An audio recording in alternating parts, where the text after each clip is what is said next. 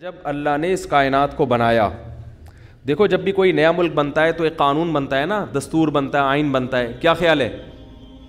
کیا ہو گیا بھائی؟ ایسا ہوتا ہے کہ نہیں ہوتا؟ جب بھی کوئی نئی ریاست وجود میں آتی ہے تو قانون بنتا ہے کہ بھائی اس ریاست میں اس آئین کے تحت سب سے پہلے یہ لکھا جاتا ہے یہ ایک لبرل حکومت ہوگی یا مذہبی حکومت ہوگی. کیا خیال ہے؟ جمہوری طرز پہ ہوگا یا آمریت اس میں رہے گی، بادشاہت ہے یا جمہوریت ہے، سب چیزیں طے ہو جاتی ہیں.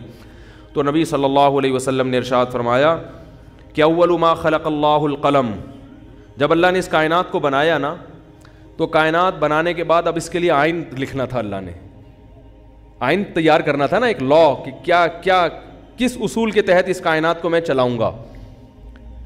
تو لکھنے کے لیے سب سے پہلے کیا چاہیے؟ قلم. یہ ہمیں سمجھانے کے لیے مثالیں دی گئی ہیں. تو اول ما خلق اللہ القلم، اللہ نے سب سے پہلی چیز کیا بنائی؟ قلم. اب یہ دستور، اب اللہ کو الیکشن کرانے کی ضرورت نہیں ہے، سینٹ سے منظور کرانے کی ضرورت نہیں ہے، خود ہی اللہ نے اپنے لیے آئین بنایا جس آئین کا اللہ پابند ہوگا. عجیب دیکھو، یعنی اللہ دستور لکھ رہے ہیں کس کے لیے؟ اپنے آپ کو پابند کرنے کے لیے. خود اللہ اپنے آپ کو پابند کرنے کے، میں ان اصولوں کا پابند رہوں گا. یہ تعبیرات ہیں. فرمایا سب سے پہلی چیز جو اللہ نے اس قلم سے لکھی ہے، سب سے پہلی چیز بنائی قلم، اور اس سے کیا لکھا؟ سب سے پہلا لفظ جو اللہ نے لکھا ہے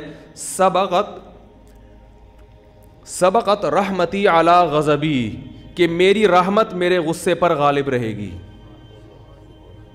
میری رحمت میرے غصے پر، یعنی اصول قیامت تک کے لیے اللہ نے ہمیشہ کے لیے بنا دیا.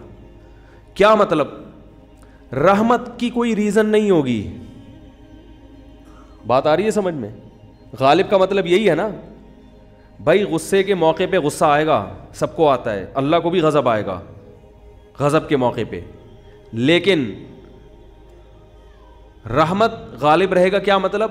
رحمت کسی ریزن کی محتاج، یعنی کسی پہ طرز کھاؤں گا، رحم کروں گا، اس کا کوئی سبب، یعنی ضروری نہیں کہ کسی نے کچھ اچھا کیا ہو تو میں اس پہ رحم کروں، ویسے ہی رحم کروں گا. اور غضب پر رحمت غالب کا مطلب بعض دفعہ ایسا بھی ہوگا کہ ایک پہلو اس کا تقاضا کرتا ہے کہ اس پہ رحم کیا جائے، اور ایک پہلو سے دیکھا جائے تو اس پہ یہ غضب کا مستحق ہے، تو رحمت والے پہلو کو ایسے موقع پہ کیا کر دوں گا؟ بولو بھائی، غالب. رحمت والے پہلو کو کیا کر دوں گا؟ غالب. تو یہ نہیں کہا کہ میرے اندر غضب ہی نہیں ہے، غضب کبھی پھر تو جہنم ہی نہ بناتا اللہ تعالیٰ، نافرمانوں کو کبھی سزا دیتا ہی نہیں. کیا مطلب؟ رحمت کے آثار زیادہ مرتب ہوں گے، معاف کرنے کا عنصر زیادہ رہے گا، سزا دینے کا عنصر ختم نہیں ہوگا، کم ہوگا. تبھی دیکھو قرآن میں آتا ہے وَيَعْفُ عَنْ كَثِيرٍ، فرمایا بہت ساری مصیبتیں تمہاری بدعمالیوں کی وجہ سے آتی ہیں، لیکن ساتھ ساتھ یہ بھی بتا دیا وَيَعْفُ عَنْ كَثِيرٍ، ساری بدعمالیوں کی سزا میں نہیں دیتا، بہت ساری خطائیں کیا کرتا ہوں؟ معاف کرتا ہوں. یعفو مٹا دیتا ہوں. ہمیں تو بہت تھوڑی غلطیوں کی سزا مل رہی ہوتی ہے، اس پہ ہم اتنا چیخ رہے ہوتے ہیں، سب غلطیوں کی ملنا شروع ہو جائے تو کسی قابل ہی نہ رہیں. زیادہ تر کیا کر رہا ہوں؟ معاف، اور وہ بھی بغیر، یعنی بغیر وجہ کے. اور اگر معافی کی وجہ ہو، یعنی غلطی کر کے توبہ کر لی، پھر یہ اللہ نے اپنے اوپر لکھ دیا ہے کہ توبہ کرنے والے کو کیا کروں گا. آئین میں کیا لکھا ہے اللہ نے؟ جو توبہ کرے گا تو اپنے اوپر معافی کو کیا کر لیا اللہ نے؟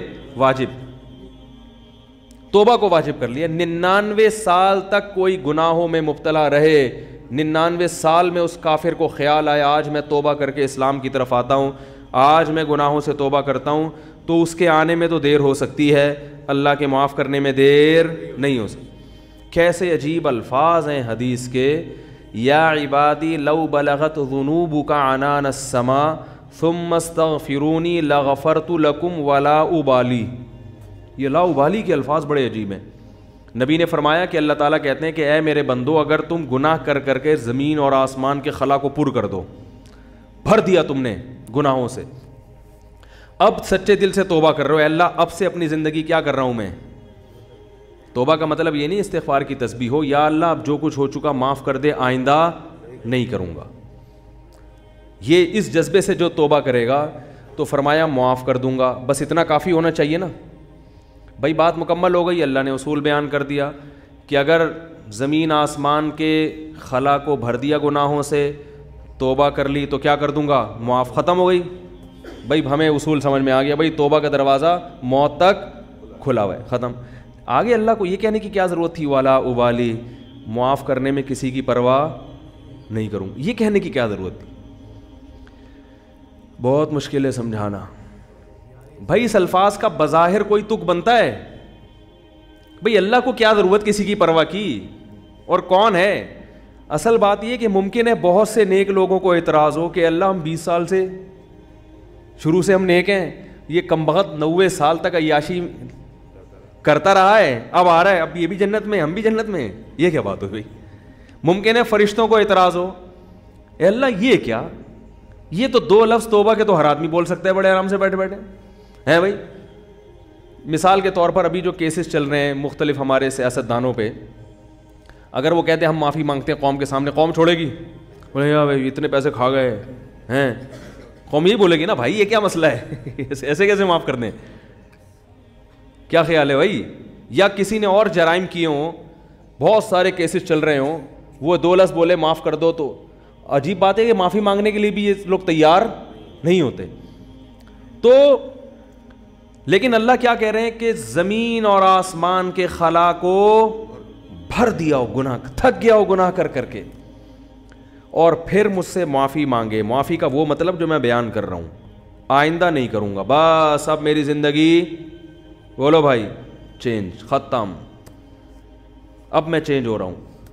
تو اللہ فرماتے ہیں اصول کیا ہے, معاف کروں گا اور کسی کی پرواہ, کسی مولوی کی پرواہ نہیں. مولوی بولیں گے, مولوی صاحب بولیں گے اللہ ہم بچپن سے نماز پڑھتے آ رہے ہیں, یہ بھی کم وقت ابھی آیا ہے بھائی, اس کو بھی تو معاف کر رہا ہے. وہ اتنے لوگوں کو اس نے قتل کر دیا, یہ 99 انسانوں کے قاتل نے توبہ کی تھی نا, اور وہ مقتول کہہ سکتے ہیں اللہ ہمیں تو مروا دیا صحیح ہے نا, اس نے ہمیں مار دیا سب کو.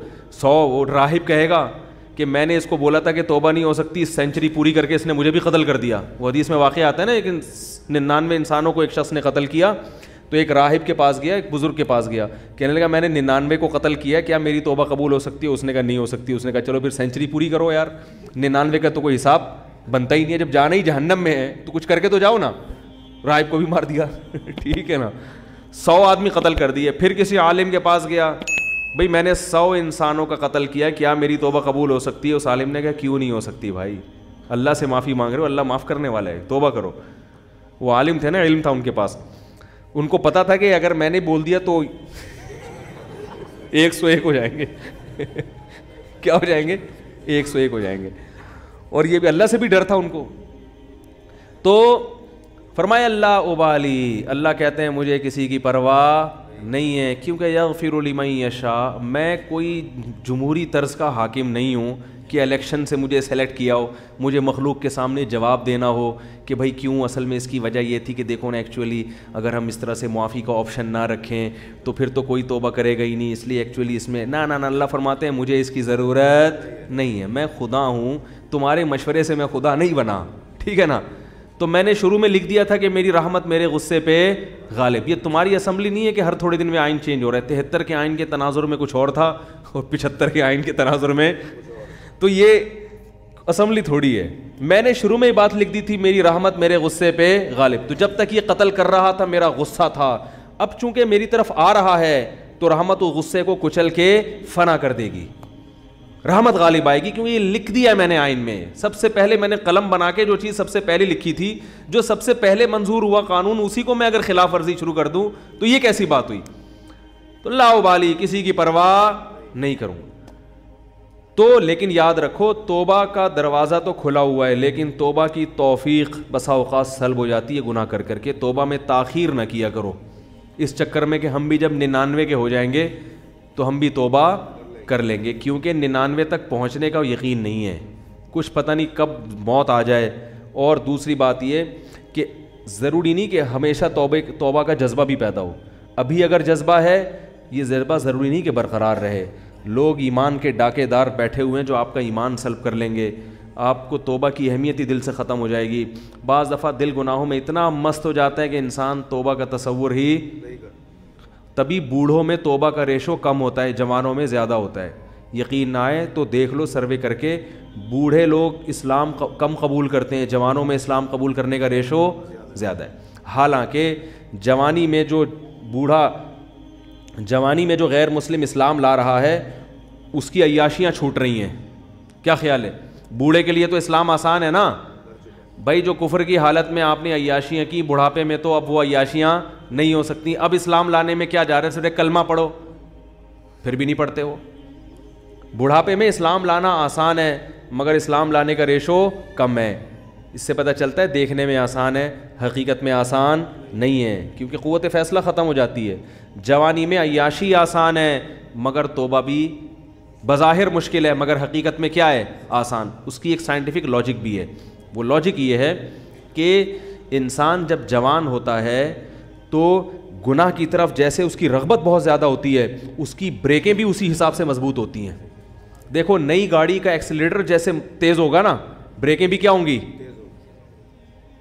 کیا ہو گیا بھائی, نئی گاڑی کا ایکسیلیٹر ایسا ہوتا ہے کہ ادھر اشارہ کیا, پاؤں رکھا اور زوں کر کے بھاگی, تو بریک بھی ذرا سی آپ اشارہ چاہیے بریک کو, ایک دم ٹھا کر کے رکے گی.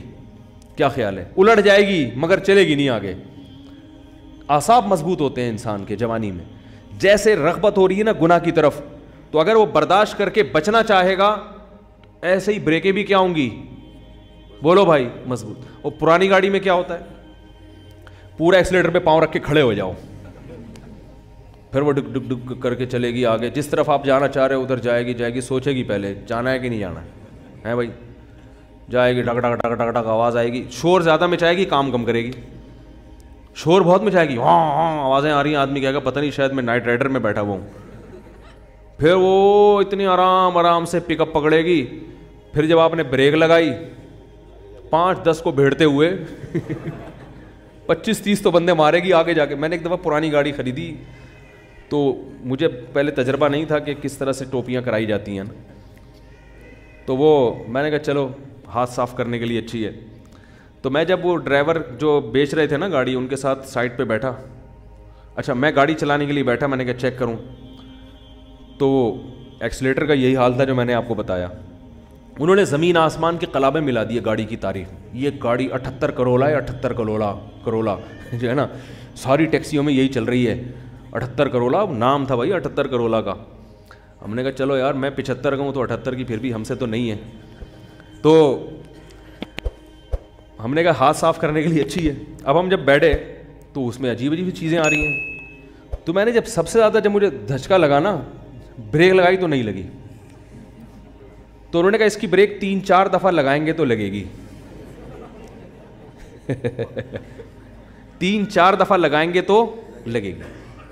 میں نے کہا کوئی بندہ سامنے آ گیا تو یہ گاڑی میں لکھ کے لگاؤں میں آگے کہ تیسری دفعہ میں لگے گی. بھائی آپ اتنا فاصلہ گاڑی سے رکھیں کہ تیسری دفعہ میں آپ یعنی ٹکر ہوئی تو آپ کی ذمہ. میں نے کہا آگے اس پہ کیا لگا دو, بورڈ لگا دو کہ بھائی یہ تیسری دفعہ میں لگے گی. میں نے کہا لے پکڑ بھائی اپنی گاڑی, یہ 78 کرو, ہم 75 کے اس سے اچھے ہیں, اللہ کا شکر ہے. کیا خیال ہے, ہم 75 کے اس سے, اللہ کا ہماری پھر بھی پہلی دفعہ میں لگ جاتی ہے بریک. تو انسان کی عمر, مقصد بوڑھوں کا مذاق اڑانا ہرگز نہیں ہے, لیکن ایک حقیقت ہے کہ جب انسان کی عمر زیادہ ہوتی ہے تو اس کی میں اندر خواہشات تو کم ہوتی ہیں, لیکن اگر کسی طرف اس کا دل مائل ہو گیا تو بریک نہیں لگی. اس میں اعصابی قوت نہیں ہوتی, وہ روک نہیں پائے گا اپنے آپ کو. اسی وجہ سے وہ اگر بد نظری جوانی میں نہیں چھوٹی تو بڑھاپے میں نہیں چھوٹتی. جوانی میں آپ کنجوس تھے تو بڑھاپے میں سخی نہیں ہو سکتے, یہ دماغ میں رکھو, ٹھیک ہے نا. جوانی میں آپ نے اچھے کام نہیں کیے تو بڑھاپے میں اب تیر نہیں مارو گے. یہ جو بوڑھے ہمیں مسجدوں میں نظر آتے ہیں یا اچھے کام کرتے ہوئے, یہ وہ ہوتے ہیں جنہوں نے جوانی اچھی گزاری ہوتی ہے. بڑھاپے میں فلمیں دیکھنے کا شوق بڑھتا ہے, یاد رکھو. بوڑھوں میں جو انٹرنیٹ پر بیہودہ فلمیں دیکھنے کا رجحان ہے وہ زیادہ ہے ان بوڑھوں میں جن کو جوانی میں یہ چسکے لگ چکے تھے. حالانکہ ان کو وہ لذت نہیں آتی, وہ مزہ نہیں آتا, مگر ان سے برداشت نہیں ہوتا.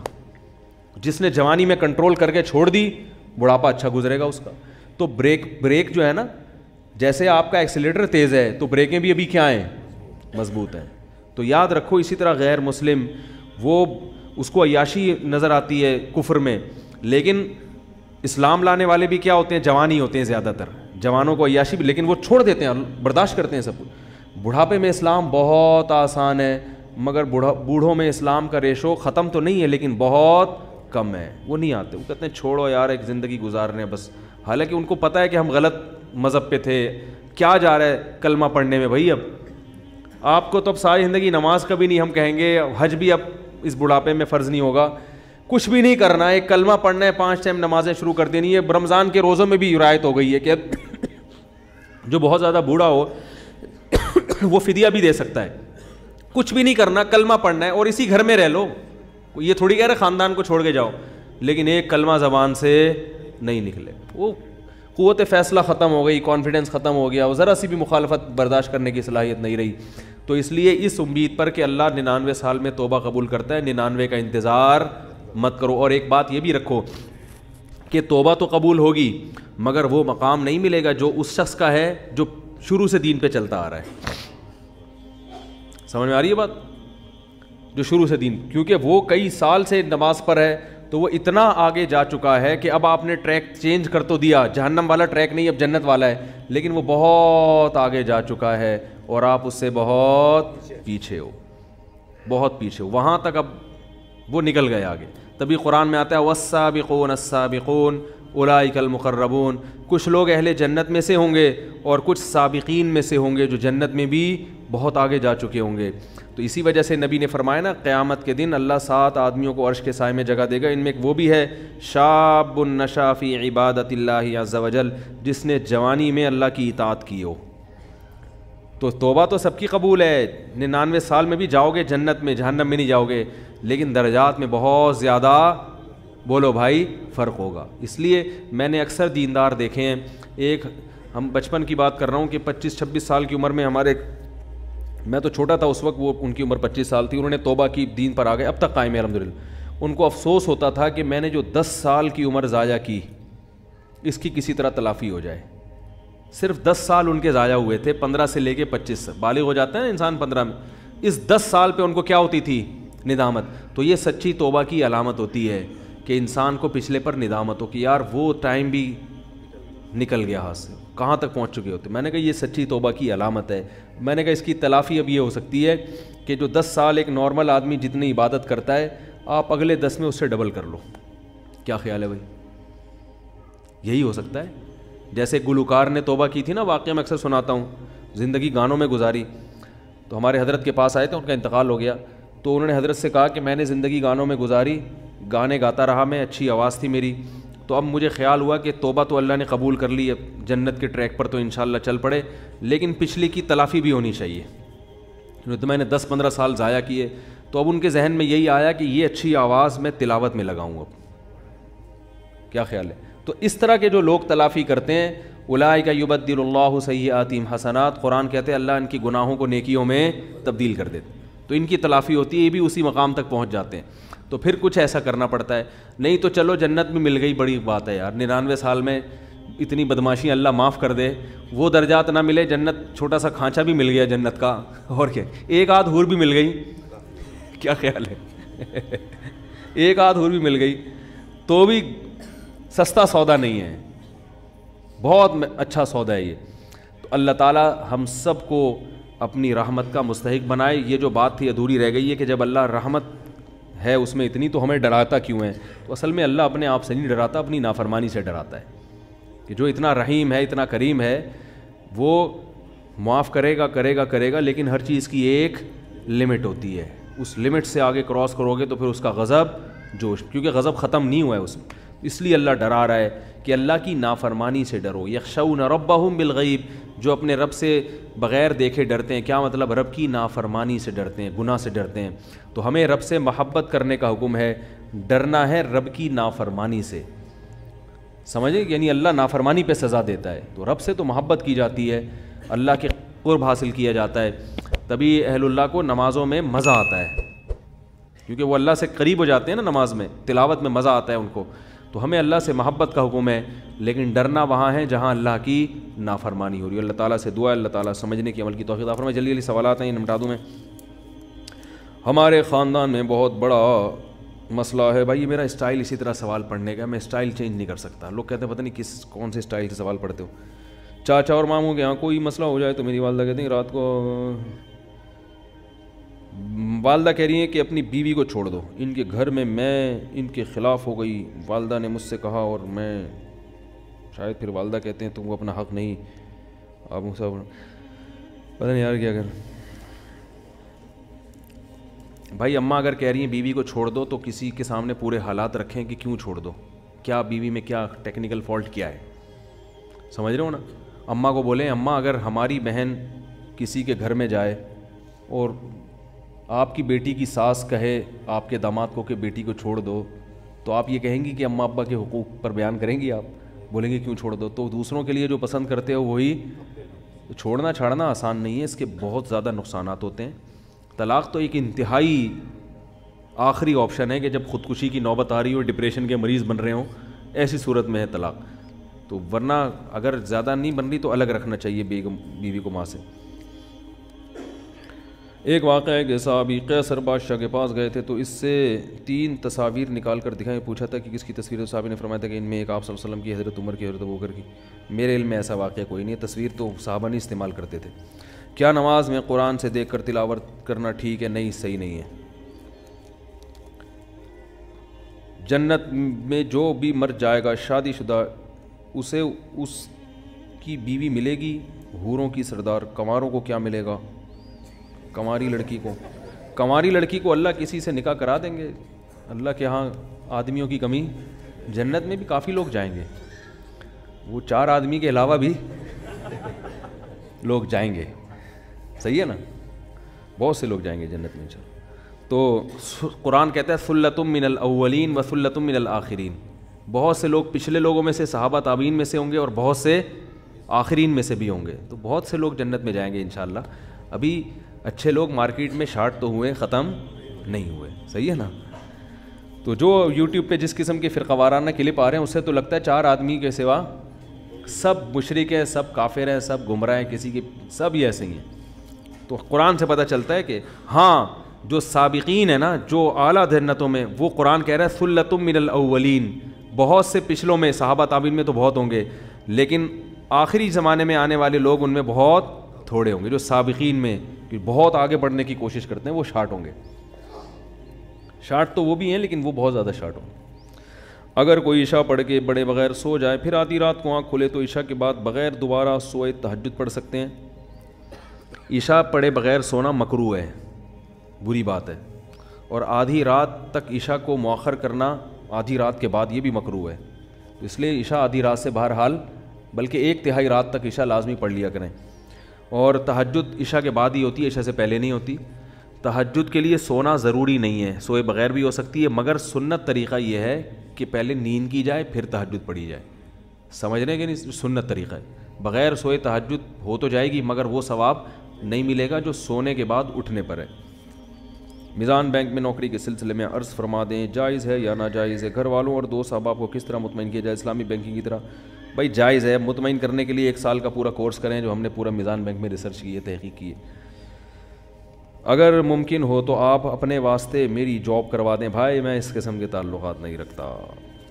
مجھے بڑے بڑے لوگ ہیں جو اپنا کارڈ دیتے ہیں, میں یہ ہوں, میں آرمی میں فلاں ہوں, میں جج ہوں, میں یوں, میں کارڈ رکھتا ہوں جیب میں ان کی عزت کے لیے, پھر گھر میں ایک ڈسٹ بن ہے اس میں لا کے ڈال دیتا ہوں. سمجھ والی بات. البتہ جن لوگوں کا ایجوکیشن سے تعلق ہے ان کے میں نمبر اس لیے سیو کر لیتا ہوں کہ پھر مجھے ان سے بعض چیزوں میں ریسرچ میں سمجھ میں آ رہی ہے بات, مدد ملتی. ورنہ مجھے جتنے بھی آفیسر ٹائپ کے لوگ ہیں میرا ان سے کوئی لین دین نہیں, نہ میں ان سے کوئی کام نکلواتا ہوں, کیونکہ مجھے لوگ بہت کہتے ہیں.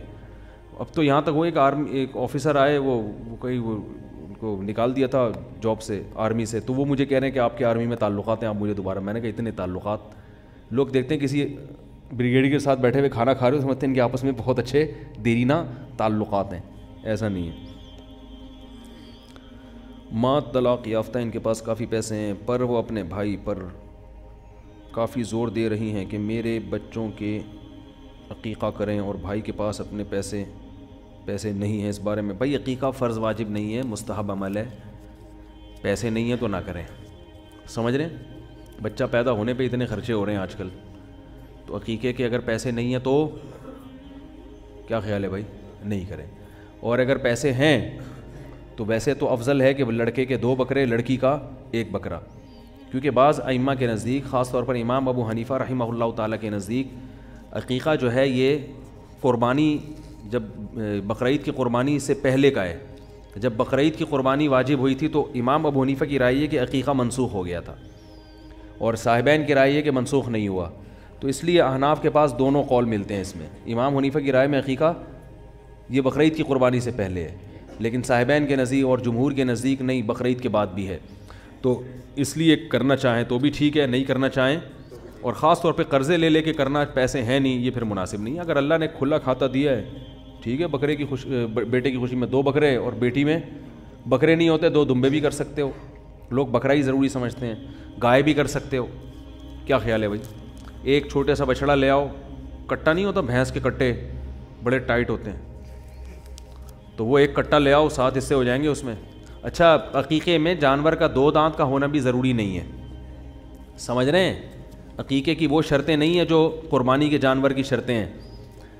ارے کھیرا جانور بھی چلے گا عقیقے میں، کھیرا جانور بھی لیکن ایک بات کا خیال کرو کہ بالکل دودھ پیتا بچہ اس کو ماں سے جدا کرنا جائز نہیں ہے. یہ لوگ ظلم کرتے ہیں کہ بکری سے اس کا بچہ چھین کے الگ کر دیا، یا 2 بچے ہیں پھر تو چلو ایک کاٹ دیا آپ نے، ایک تو رہتا ہے وہ دوسرے کو یاد نہیں کرتی وہ، لیکن دونوں چھین لیے، جانور بہت سخت عذاب میں آتا ہے. اور بھینس تو اپنے بچوں سے ایسے محبت کر دی ایسے عشق ہو. یہ گوالے بڑا ظلم کرتے ہیں، بھینس کے بچے اس سے چھین لیتے ہیں اور جا کے کاٹ کے کھلا دیتے ہیں. تو جانور کے بچوں کو ماں سے الگ کرنا، بولو بھائی، درست نہیں ہے. لوگ بلیاں بچے دے دیتی ہیں گھر میں، بلی کو الگ پھینکا ہے، بچوں کو الگ پھینکا ہے. تو اللہ، میں نے خود بلیاں بچپن میں بہت پالی ہیں. اتنے موٹے موٹے آنسوؤں سے بلی روتی ہے اگر اس کا بچہ گم جائے، کئی دن تک روتی رہتی ہے، کئی دن تک چیختی رہتی ہے. تو تھوڑا سا تو دل ہونا چاہیے نا سینے کے اندر. تو اللہ نے یہ نیچرل محبت رکھی ہے، یہ بہت زیادہ، یہ قدرت کی طرف سے. ہمارے گھر میں ایک بلی تھی، ہم نے پالی ہوئی تھی، اس کا ایک چھوٹا سا بچہ تھا، وہ مر گیا تو ہم نے اٹھا کے پھینک دیا. اب وہ جو اس کی ماں آتی تھی روزانہ ایک مخصوص آواز نکال کے تلاش کرتی تھی نا اس کو، بچے کو. ایک ہی تھا، اگر زیادہ ہونا تو اتنا مسئلہ نہیں ہوتا، جانور کو نہیں پتہ ہوتا کہ کتنے ہیں، صحیح ہے نا، وہ اس کو پتہ ہے میرے بچے ہیں. تو ایک بھی جب تک زندہ رہتا ہے نا وہ یہ سمجھتا ہے یہی ٹوٹل ہیں، لیکن وہ بھی غائب ہو گیا تو پھر وہ جانور پاگل ہو جاتا ہے. تو یہ اللہ نے محبت رکھی ہے. تو اس لیے تمام فقہاء نے کا اس پر یعنی لکھی ہے یہ بات فقہاء کرام نے کہ یہ مکروہ ہے، ناپسندیدہ عمل ہے، جائز نہیں ہے یہ. تو اس لیے کٹا کوئی ایسا ہو کہ وہ تھوڑا سا تمیز والا کٹا ہو ٹھیک ہے نا، تو اس کو کاٹ کے کھا جائے عقیقے میں. 7 بچوں کا کیا ہو جائے گا. عقیقہ رکھا کیوں ہے شریعت نے؟ فیملی پلاننگ والوں کو سمجھانے کے لیے کہ بچے کی پیدائش ایک نعمت ہے، لہذا اس میں بکرا بھی کٹے گا اور کھانا بھی کھائیں گے، چاہے 8واں بچہ ہو یا 18واں بچہ. ابھی ایک پنجاب یونیورسٹی کے بہت بڑے پروفیسر مجھ سے لاہور میں اسپیشل ملنے کے لیے آئے، بیانات سنتے ہیں. وہ 30-32 سال سے زیادہ عرصہ ہو گیا وہ پنجاب یونیورسٹی میں لیکچر دے رہے ہیں. تو کتنے سینئر لیکچرار ہوں گے نا، اور پی ایچ ڈی ڈاکٹر بھی ہیں، انوائرمنٹ میں انہوں نے پی ایچ ڈی کیا ہوا ہے. میں نے پہلے ان سے کوالیفیکیشن ان کا نمبر میں نے سیو کیا، کیونکہ ایسے پڑھے لکھے لوگوں سے آدمی کو بہت فائدہ ہوتا ہے نا، معلومات ملتی ہیں. تو انہوں نے بتایا کہ آپ کے جو بیانات ہوتے ہیں نا کہ بچے کی ولادت سے عورت کی صحت اچھی ہوتی ہے، یعنی یہ عورت کی صحت کے لیے ضروری ہے، حمل روکنا نقصان دہ. انہوں نے کہا میں اپنی ماں کا 17واں بچہ ہوں، اپنی والدہ کا 17واں بچہ ہوں. 13 سال میں والدہ کی شادی ہوئی تھی، 17واں بچہ ہوں، اور میری والدہ 80 سال کی عمر میں بھی گھر کے سارے کام کاج کرتی تھیں. ان کی ریسرچ ہے. مجھے تو آپ کہہ سکتے ہیں مولوی آدمی ہوں، میں نے بھی ریسرچ ہی پیش کی تھی نا.